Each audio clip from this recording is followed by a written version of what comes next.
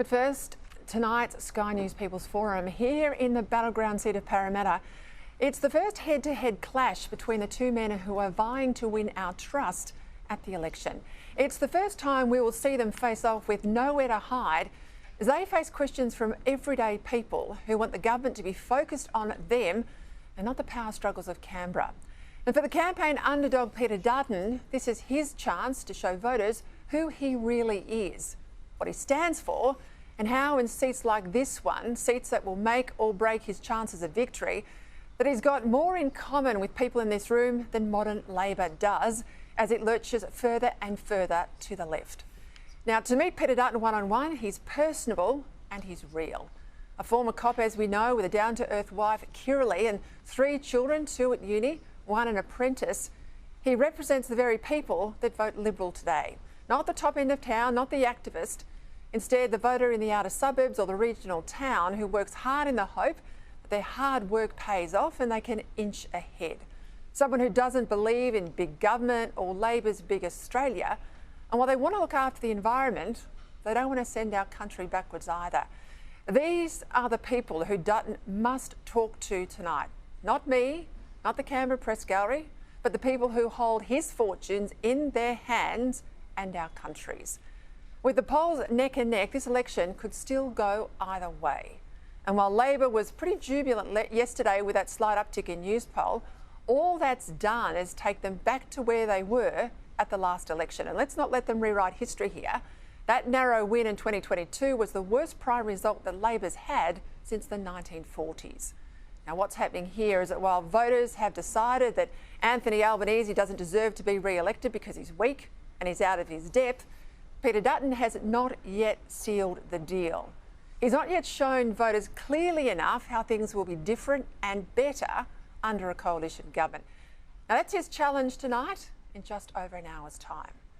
Now, these Sky News People's Forums can, and they do make a difference to campaigns. The first one happened 15 years ago at the start of the 2010 election, and what happened that night cemented this hour of TV as a must-watch campaign event.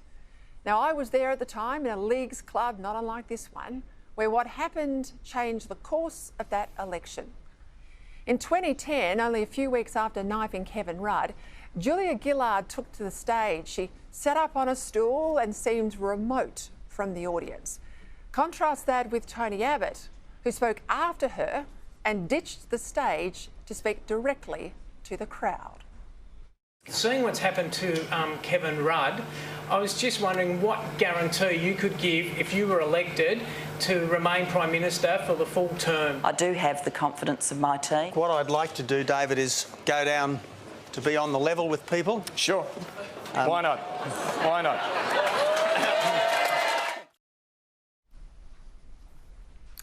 And it was a game changer. In the next campaign in 2013, the most telling moment in that People's Forum was when Tony Abbott interrupted Kevin Rudd's endless waffle. Just one final point on this. Very quickly. No, very Does this guy ever shut up? No, we're having a discussion, mate. We're having a discussion. And that is the standard debating technique when the questions get a bit sharp. The next one, election 2016, was a shocker for Malcolm Turnbull, who managed to lose 14 seats against first-time opposition leader Bill Shorten, who certainly had his measure.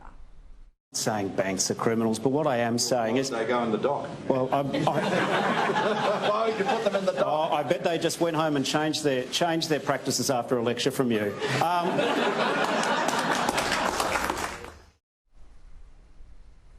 2019, well, that was Shorten's time for a shocker. He might have got Morrison with this barb, but he later lost the unlosable election, didn't he? 1st of July of this year. Good there? Yeah. I'm just wondering, can you look me in the eye and tell you're going to increase the taxes? You're a classic space invader.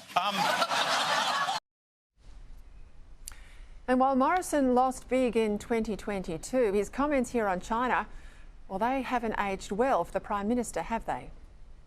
Why would you take China's side? Well, let's get Mr Albanese's view on it. Have you taken China's side on this? And is it true that this would have happened regardless of what government was in office, because the Chinese Communist Party is clearly funneling a lot of funds into countries like the Solomons? Well, that's an outrageous slur from the Prime Minister, and it shouldn't be. National security issues shouldn't be the subject of that sort of slur. And let me tell you, having helped prep a leader for tonight, this is not an easy forum. These are real people asking questions, not politicians in the parliament who can be thrown an insult or a press gallery journalist who can be ignored. Tonight you've got to engage with the audience. You actually have to answer the questions, and many of them will be on topics that you can't always easily anticipate. That's where both Anthony Albanese and Peter Dutton's instincts and empathy will be tested. Tone will be so important tonight, plus the ability to listen. Not look like you're listening, but really listen. Not talking over people, not patronising them either, but taking the time to connect with an authenticity that's hard to manufacture. Body language too will matter. Body language that's real, not forced. Someone who comes across as comfortable in their own skin, not using the sort of forced hand gestures we used to see so often with Kevin Rudd. Tonight too, the facts will matter. There is a cost of living crisis in Australia, and Dutton will argue that it's Anthony Albanese's fault because his government is making it worse. Average mortgage repayments are up $20,000 a year, and even the RBA is admitting that Labor's spending addictions keeping interest rates higher for longer. Power prices up 30%. And Labor's climate policies are to blame as they force more and more renewables into the system. Housing too, unaffordable. Wages are depressed, and getting around just takes longer because Labor's big Australia's record immigration. Two of our three biggest exports too are in jeopardy, coal and gas, because of Labor's fossil fuel phobia. Dutton's challenge is not just to pin people's pain on Labor, but also to show how he'll make it better. Labor's challenge is even harder because they can't just blame Dutton tonight. This room won't cop that, as they know Dutton hasn't been in power and they won't take kindly to political sledging. They'll want to see the Prime Minister stand up and take responsibility for their pain rather than dodge it. And that won't be easy because blaming Dutton is Labor's playbook in this campaign. Here's the PM again at it. Peter Dutton, Peter Dutton, Peter Dutton, Peter Dutton, Peter Dutton, Peter Dutton, Peter Dutton, Peter Dutton. That is just one day. A Prime Minister with no record to run on and no plan for the future except for more of the same will use every answer to attack Peter Dutton. But believe me, spin and blame games wear thin and fast in a room like this.